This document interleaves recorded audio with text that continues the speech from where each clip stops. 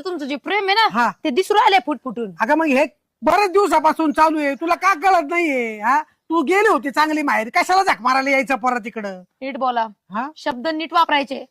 तुम्ही शेण खाणार बाहेर आणि तुम्ही शब्द वाकडे मला वापरणार.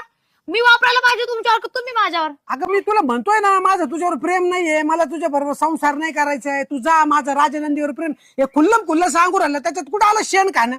हा, अहो पण तुम्हाला काहीतरी वाटायला पाहिजे. माझ्याकडून चुकलं काय मला सांगा ना एकदा.